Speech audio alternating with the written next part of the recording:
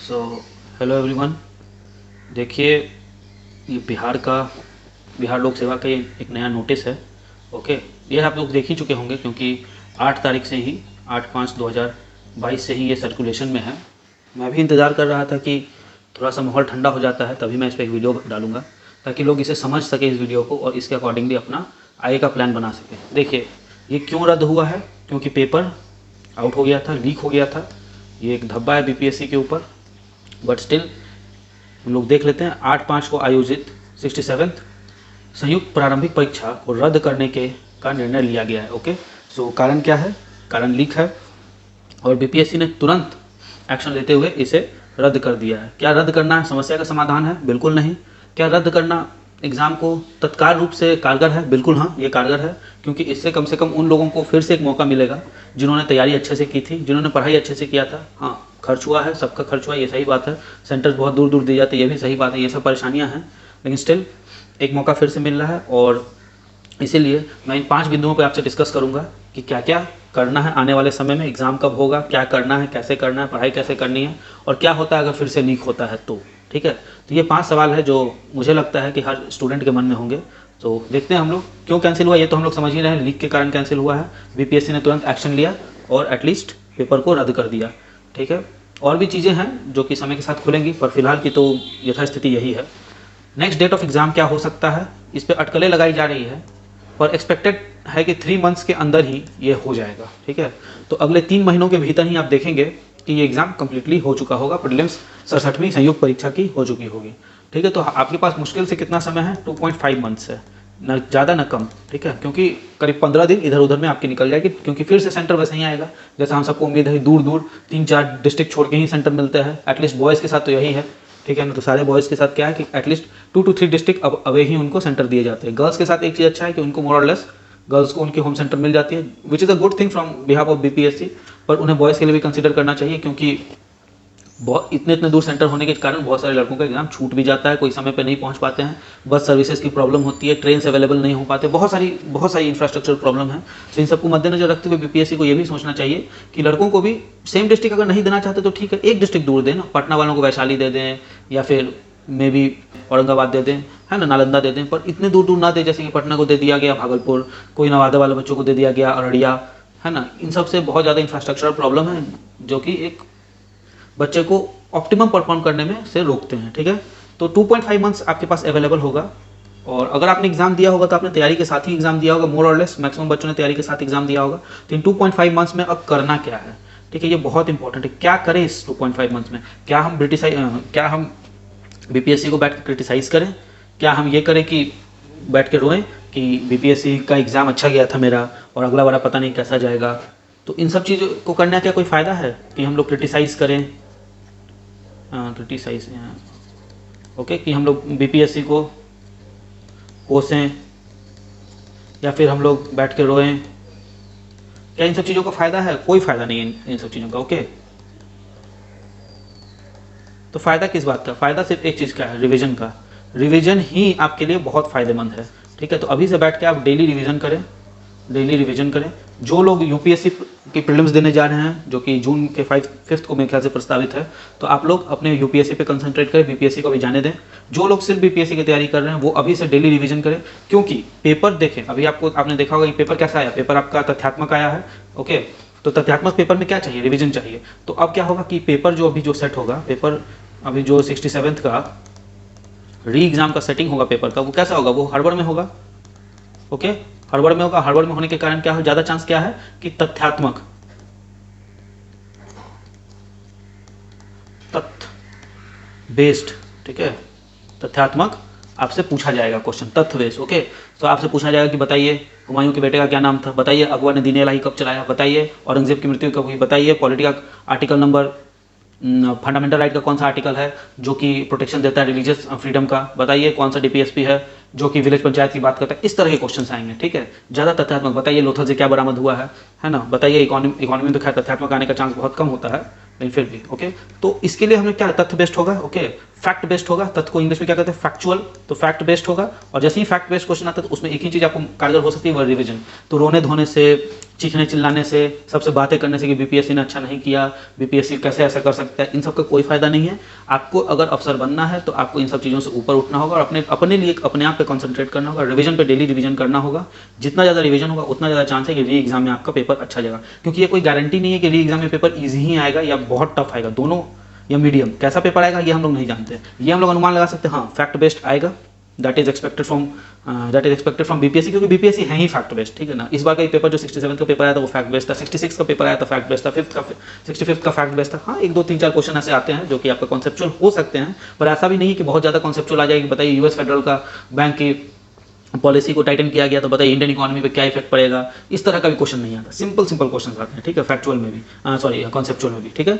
तो करना क्या है, रिवीजन करना है। कैसे करना है ये अभी हम लोग आगे बात करेंगे, पर करना तो रिवीजन ही है, ठीक है। अच्छा, एक वो भी ग्रुप होंगे जिनका कि सिलेबस पे पूरी तरह खत्म नहीं हुआ होगा, तो उनको क्या करना है, most important part of syllabus, क्या करना है, most important part of syllabus को खत्म करना है, ठीक है, इसको एंड करना है। ना कि पूरे सिलेबस को बैठ जाएंगे एंड करने के लिए, क्योंकि 3 महीनों में 2.5 महीनों में ये संभव नहीं है कि आप पूरे जीएस के सिलेबस को एंड कर सके।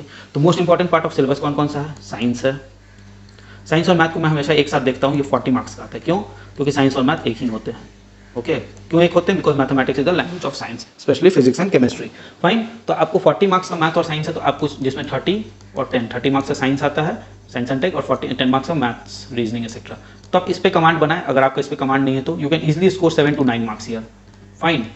और ये जो 30 मार्क्स का साइंस आता है उसमें ऑलमोस्ट 10 फिजिक्स, 10 केमिस्ट्री, 10 बायोलॉजी, ठीक है। तो आप यहाँ कमांड बनाए, यहाँ पे आपको 10 में 9 ईजिली आता है, ठीक है। 8 to 9 मार्क्स यहाँ से ईजिली मिल जाएगा। केमिस्ट्री में भी आपको 7 to 8 मार्क्स मिल जाएगा ईजिली, और फिजिक्स में भी आपको 7 to 8 और 8 to 10, डिपेंड आप कैसे बैकग्राउंड है आपका। अगर आपका साइंस बैकग्राउंड है तो आप हायर साइड स्कोरिंग पे होंगे यहाँ पर। अगर आपका आर्ट्स बैकग्राउंड है 7 to 8 marks is a possibility. By these marks you can get easily through reading Lucent GK, not even Lucent science, Lucent GK पढ़ के भी आप इतना मार्क्स यहाँ से ला सकते हैं। Means how much, 2 4 5 means 25 plus you can easily score in science part, and here you can also score 7 to 9 marks. So obviously you get about what, you get about 32 33 plus marks from here only, okay. और ये बात आप मान के चलें कि आपका cut off अब जो है ना वो उतना नहीं जाएगा जितना गया था 66 में। 108 109 जो जनरल के गया था वो नहीं जाने वाला है इस बार। बोर्ड देखिए, ये जो पेपर आपने देखा उससे एक बात तो समझ में आ गया, कट ऑफ को जो है आपको 97 98 के आसपास रखने की कोशिश की गई थी। कुछ बहुत ईजी क्वेश्चन दिए गए थे जिसमें स्कोरिंग किए जा सके, कुछ बहुत डिफिकल्ट क्वेश्चन भी दिए गए थे जिसमें ऑब्वियसली स्कोरिंग करना मुश्किल था। जैसे ब्रह्मयोनी हिल्स, जिसने जो वहाँ रहते होंगे वो जानते होंगे, जो नहीं रहते होंगे वो नहीं जानेंगे, ऑब्वियस सी बात है। There were some questions that were very easy, there were some questions that were very tough. कि बताइए फिजिकल डेफिसिट एग्जैक्ट फिगर्स में कितना, नहीं आता है लोगों को यार, कहाँ से आएगा इतना चीज़, कौन पढ़ पाता है। सब कुछ पढ़ना क्या पॉसिबल है, बिल्कुल नहीं पॉसिबल है, और लोग पढ़ता भी नहीं है, क्यों पढ़ेगा इतना चीज़, ठीक है। इजी क्वेश्चन था, किस जिले में जो है सेक्स रेशियो 1000 से ज़्यादा है, डिफिकल्ट क्वेश्चंस भी थे कुछ, ठीक है। Geodesy was a difficult question for non geographical optional. ये आपका पेनी प्लेन्स वाला क्वेश्चन भी डिफिकल्ट था, जिसको ज्योग्राफी ऑप्शनल नहीं आता उनको नहीं आएगा वो क्वेश्चन। तो these things are there, right. तो कट ऑफ की जहाँ तक बात है, आप ये बात मान के चलें कि कट ऑफ ऑब्वियसली 97 से 100 के बीच में रखा जाएगा आयोग के द्वारा। तो आपको स्कोर करना मात्र 110 के आसपास, क्योंकि 5 क्वेश्चन आयोग इधर उधर करता ही करता है। तो barring all those things you will have to score almost about 110 so that you get about 100 102 103 marks in worse condition also, ठीक है।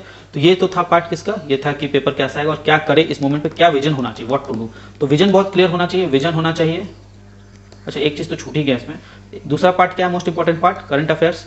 नाउ लोग पूछेंगे कि करंट अफेयर्स को कैसे पढ़े, कहाँ से कहाँ तक का करंट अफेयर्स आएगा। Obviously we see that paralympics तक का क्वेश्चन आया है, मीन्स अबाउट अगस्त तक का क्वेश्चन आया, अगस्त सितंबर तक का क्वेश्चन आया है, ओके। क्योंकि 24 अगस्त से शुरू हुआ था पैरालंपिक्स, और सितंबर के आई थिंक 13 सितंबर और 3 सितंबर तक चला, ठीक है। So expect a question now from where, from October और from August only, August 2021 to your this is May June July, okay, August. So about June, July 2022 means July 1st 2nd week, okay. So you have to read this much current affairs now. This is what I expect. यही हम expect कर रहे हैं कि almost यही 1 साल का जो करंट अफेयर्स है ये आना चाहिए, और ऑब्वियस भी है। अब जिन्होंने तैयार किया होगा अभी रिसेंट वाला एग्जाम के लिए मे बी जनवरी फरवरी तक, तो उनके लिए तो बहुत आसान है। जनवरी फरवरी 2022 तक का जिन्होंने तैयार कर लिया तो उन्हें तो 3-4 मंथ्स कहीं और तैयार करना है, which is very easy if you से। तो हम अपने चैनल पे भी ये करंट अफेयर्स ला देंगे, अब डिमांड आएगी तो ही हम लाएंगे, ठीक है ना, क्योंकि it takes time and people. So if you demand कि yes we will be watching the videos of this current affairs, then we'll come up with this. Okay, and after that the third part is what? Third part is history. Actually this should be taken at the first part. History को तो आपको revise करता रहना है, करते ही रहना है, इसे छोड़ना नहीं, क्योंकि रिवीजन गया तो हिस्ट्री का मार्क्स बैठ जाएगा, ठीक है। और चौथा पार्ट होता है आपका, जो आपको बहुत अच्छे से पता है, बिहार स्पेशल। और बिहार स्पेशल में भी क्या है, आपको रिवीजन जारी रखना है। तो इन टोटल आपको क्या करना है, रिवीजन जारी रखना, नए करंट अफेयर पढ़ने हैं, ज़्यादा नहीं, लिमिटेड करंट अफेयर्स ही पढ़ने हैं, ताकि आपका काम हो जाए। और बीपीएससी के पैटर्न पे चलना है, ठीक है। बीपीएससी का पैटर्न बहुत सिंपल रहा है हमेशा से, ज़्यादा डायनेमिक होता नहीं है ये पेपर, सिंपल रहता है, एक बार जो सेट हो गया सो हो गया। और जब भी सेट करते हैं तो करंट अफेयर से पिछले 6-7 महीना करते हैं, ऐसा नहीं है कि बहुत पुराना यूपीएससी जैसे 3 साल पहले का करंट अफेयर्स पूछती, ये सब काम जो है बीपीएससी नहीं करता, बीपीएससी उतना डायनेमिक नहीं है अभी, ठीक है। तो तीसरा और एक क्वेश्चन था, हाउ टू स्टडी, कैसे स्टडी करें, वो तो मैंने यहाँ क्लियर कर ही दिया है कि आपको फोकस एरिया कौन कौन है। फोकस एरियाज क्या क्या है आपका, current affairs, history, Bihar special, science plus math. Okay, कैसे पढ़ना मैं बता दिया। इन तीनों में एटलीस्ट आपको कांस्टेंट रिवीजन करना है। ओके, और करंट अफेयर्स में क्या करना है, ऑलमोस्ट जून जुलाई तक का आपको पढ़ना पड़ेगा, क्योंकि मोस्ट प्रोबेबली अगस्त के लास्ट तक ये पेपर शेड्यूल होने की पूरी चांस है, ठीक है। लास्ट 3rd वीक ऑफ अगस्त और 4th वीक ऑफ अगस्त में it is expected to have this paper. Again in August we have, you know, August में क्या होता है, रेनफॉल होती है पूरे बिहार में, सो बी प्रिपेयर्ड फॉर इट। हो सकता है कि रेनफॉल से आपको गुजरना पड़े, इतने सारे प्रॉब्लम के बाद एक और प्रॉब्लम आए, रेनफॉल से वाटर लॉगिंग की प्रॉब्लम आ जाती है बिहार में, एटलीस्ट नॉर्थ बिहार में तो आ ही जाती है फ्लड की समस्या, ठीक है। तो इन सबको ध्यान देते हुए पेपर को हमें देना है। इस बार मान के चलना है कि आयोग ऐसा कुछ होने नहीं देगा जो, ठीक है, वो आपको दूर फेंकेगा ही, ठीक है ना। लड़कों को तो एटलीस्ट दूर फेंकेगा ही, लड़कियों को होम सेंटर दे सकता है, मे भी लड़कियों के साथ भी दूर फेंक दे, कुछ केसेस इस बार सुनने को मिले हैं, पर मोर और लेस होम सेंटर दे देगा, ठीक है। तो ये हो गया फोकस स्टडी। कैसे पढ़ना है, 8 आवर्स तो आपको पढ़ना ही होगा, 8 आवर्स तो कहीं नहीं जा रहे हैं। और आपको कम से कम 2 सब्जेक्ट एक दिन में मेरे हिसाब से पढ़ने चाहिए, ठीक है। एक आपको करंट अफेयर्स पढ़ना चाहिए और एक आपको हिस्ट्री, बिहार स्पेशल और साइंस मैथ। ओके, इन तीनों में से कोई एक चीज़ पढ़ना चाहिए। ये फोकस एरियाज को खत्म करने, इसको खत्म करने में आपको 2 मंथ्स अगर लगता है तो आधा महीना में तो पॉलिटी, ज्योग्राफी ये तो उड़ा सकते हैं आप लोग, ठीक है, क्योंकि इससे क्वेश्चन PYQ ही है, ठीक है ना। PYQ का हेल्प से इसको बना सकते हैं, इसको तो उड़ा सकते हैं आधा महीना में ही, ठीक है। व्हाट हैपन, ये तो हो गया। इफ लीक अगेन, अगर फिर से लीक हो जाता है पेपर तो क्या करेंगे। एक बात तो मान लेना चाहिए आपको कि अब दोबारा ये लीक होगा नहीं। लीक अगेन बहुत ब्लीक पॉसिबिलिटी है कि लीक हो जाए। क्यों, 2-3 रीजन से। पहले रीजन क्या है, BPSC का image. Okay, this image has been tarnished, बहुत ज़्यादा इस पर धब्बा लगा है इसके इमेज पे। सो इसके कारण अपनी इमेज को बचाने के लिए, अपने नाक को बचाने के लिए BPSC ने एग्जाम कैंसिल किया। और अगर अब दोबारा लीक हो जाता है तो BPSC पर से बच्चों का भरोसा उठ जाएगा। इस भरोसा को लेकिन BPSC बनाए रखेगा और ये लीक होने की संभावना बहुत कम है। दूसरा, very tight monitoring will be there, ठीक है। बहुत टाइट मॉनिटरिंग होगा इस बार, जब ये री परीक्षा होती है ना तो बहुत टाइट मॉनिटरिंग होती है, ठीक है। 67-66 में भी री परीक्षा हुई थी जिस सेंटर पे, वहाँ के लोगों से मैंने बात की थी तो उन्होंने बताया कि बहुत ज़्यादा टाइट मॉनिटरिंग चली थी, ठीक है। और तो और ये भी बात जान लें कि पेपर की क्वालिटी, ठीक है, लीक अगेन, ठीक है ना। ये इस डिस्कशन में तो खैर इसे नहीं आना चाहिए था, मैं पहले ही इस पर डिस्कस ऐसे भी कर चुका है। और क्यों, क्या कारण लीक नहीं होने का, आउट ऑफ शेड्यूल जा रहा है, ठीक है। आउट ऑफ शेड्यूल हो गया है ये एग्जामिनेशन। ओके, जो एग्जामिनेशन लास्ट ईयर ही मे बी एटमोस्ट दिसंबर तक प्रपोज था, दिसंबर 2021 में हो जाना चाहिए था, वो एग्जाम कहाँ आ गया है, मई 2022 में आ गया, और अब ये लिख रहा है कि अगस्त 2022 में जा रहा है। तो बहुत ज़्यादा शेड्यूल से आउट ऑफ शेड्यूल हो गया है, तो ये भी एक लीक नहीं होने का संभावना। अब इस कारण भी आयोग चाहेगा कि ये पेपर लीक ना हो और पूरी कोशिश करेगा। और एक है financial conditions, financial losses. Yes, री एग्जाम कराने में बहुत ज़्यादा फाइनेंशियल लॉसेस होते हैं, crore and crore of rupees अभी का लॉस हो गया है BPSC को। ओके, एंड उसके लिए जवाबदेही किसकी, BPSC की जवाबदेही है। तो फर्दर फाइनेंशियल लॉस ना हो उसको भी इंश्योर करेगा, तो इसके लिए क्या होगा, लीक अगेन नहीं होना चाहिए। तो इन टोटल हमें क्या समझना है इस पूरे डिस्कशन से, ये डिस्कशन बहुत सिंपल है। इन टोटल हमें यही समझना है कि पेपर आगे लीक होने की संभावना बहुत कम है, इसलिए परेशान होना आप छोड़ दें कि फिर से लीक हो गया तो क्या करेंगे। फिर से लीक होगा ही क्यों, नहीं होगा लीक, बात का तो मान के चलेंगे। हम लोग स्टूडेंट हैं कि हमें पेपर लीक नहीं होगा, हमें आयोग पर भरोसा रखना होगा। इसलिए नहीं कि आयोग पेपर लीक कराता, नो, क्योंकि हमारा भविष्य इससे जुड़ा है, ठीक है ना। तो हमें इस पर भरोसा रखना होगा, हमें अपना बेस्ट देना। हम लोग अपना बेस्ट कैसे दे सकते हैं, रिवीजन और नया करंट अफेयर्स पढ़ के, और उसे भी फिर बार बार रिवाइज करके, ठीक है। अच्छा, बिहार स्पेशल में भी आपको एक करंट अफेयर्स का सेक्शन आता है, ठीक है ना। इसको भी आपको वही जून जुलाई तक पढ़ना ही पड़ेगा, और कोई ऑप्शन तो दिख नहीं रहा है यहाँ पे। हाँ, अगर मान लीजिए कि कोई पहले कहीं सेट किया हुआ पेपर फिर से ये दे देते हैं, then it would be a googly. Okay, तो हमें नहीं पता, लेकिन हमें तैयारी तो पूरी करनी है, इसीलिए हमें जून जुलाई तक इसको तैयार करना होगा। अच्छा, कट ऑफ की बात हमने कर ही ली है, सब कुछ सिलेबस की बात कर ही ली हमने।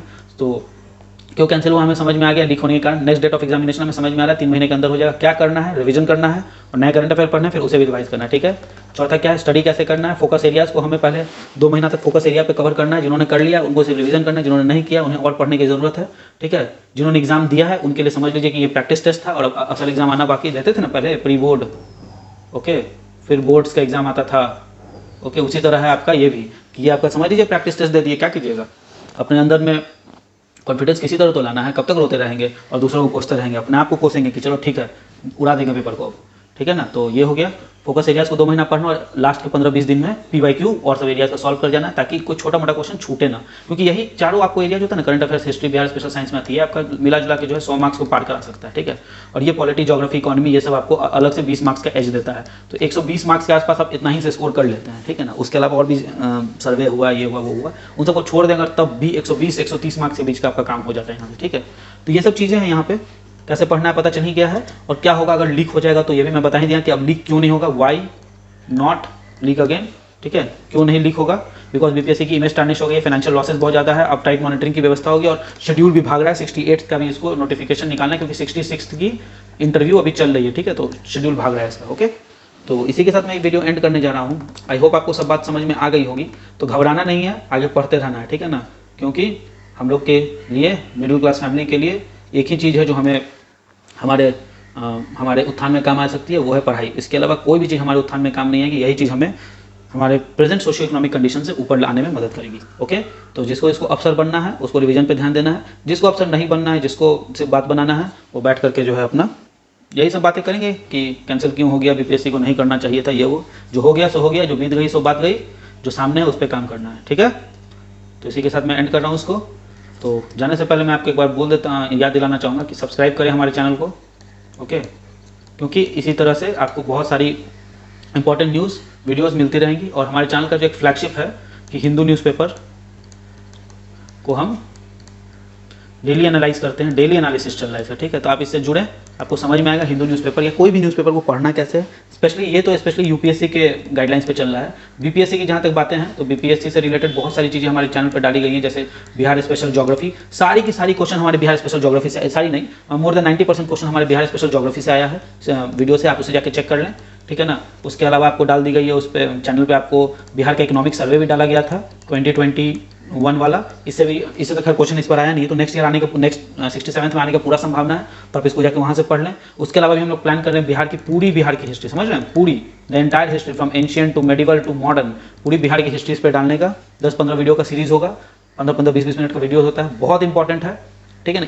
इसको एक बार कर लेने का आपका छूटेगा नहीं। इसमें साइंस का सेक्शन को हमने अपलोड कर दिया है, एटलीस्ट बायोलॉजी का कर दिया है। बायोलॉजी का तो मेरे वीडियो से बाहर आया ही नहीं है कोई क्वेश्चन, सारा क्वेश्चन हमारे वीडियो से ही बायोलॉजी का आया है। हमने फिजिक्स का जितना किया था उससे सारा क्वेश्चन आया है, ठीक है। अभी फिजिक्स में लाइट और रेडियो एक्टिविटी बच रही है करने को, तो अभी हम लोग करेंगे उसको। और केमिस्ट्री का हमने किया नहीं है, केमिस्ट्री का हम अभी ऑन द ट्रैक है, तो अभी हम लोग इसको भी कुछ दिनों में करने जा रहे हैं। तो आप देख रहे हैं आपका साइंस का हमारे यूट्यूब चैनल से हो जाएगा, आपका बिहार स्पेशल ज्योग्राफी हिस्ट्री जो मेजर सेक्शन होता है बिहार का, वो हमारे चैनल से हो जाएगा। आपका हिंदू का डेली एनालिसिस, आपका न्यूज़पेपर पढ़ने का काम हमारे चैनल से हो जाएगा, ओके। तो आप समझ आपका कितना बड़ा सेक्शन हमारे चैनल से कवर अप हो जाएगा। और अगर आप लोगों का डिमांड रहा तो करंट अफेयर्स का भी एक वीडियो बनाना शुरू कर देंगे, ठीक है। जैसे ही करंट अफेयर्स की वीडियो बनेगी तो आपका चारों मेन जो रिवीजन का काम है वो यहीं से हो जाएगा, ठीक है। वन स्टॉप सोल्यूशन है हमारा चैनल आपके लिए। तो इसीलिए मैं आपको रिक्वेस्ट करूंगा कि आप इसे सब्सक्राइब करें, हमारे वीडियो को लाइक करें और इसे ज़्यादा से ज़्यादा फैलाएं, ताकि कोई भी बच्चा पीछे छूटे ना, ठीक है ना। जितना भी बच्चा पढ़ेगा सब जो है तभी बिहार का नाम रोशन होगा, ठीक है। क्योंकि इतना ज़्यादा जो ये धांधली चल रही है उसे रोकेगा कौन, हम आप रोक सकते हैं, लेकिन विद्रोह करके नहीं। हम लोग इसको कैसे रोक सकते हैं, हम लोग इसको रोकने का बहुत सिंपल तरीका है कि हम लोग खुद सिस्टम में जाएं और सिस्टम को अंदर से चेंज करें, ठीक है। तो विद दिस मैं ये वीडियो को एंड कर रहा हूँ। तो रिक्वेस्ट है आपसे कि आप सब्सक्राइब करें, लाइक करें, कमेंट करें हमारे वीडियो पे, ओके। धन्यवाद, जय हिंद।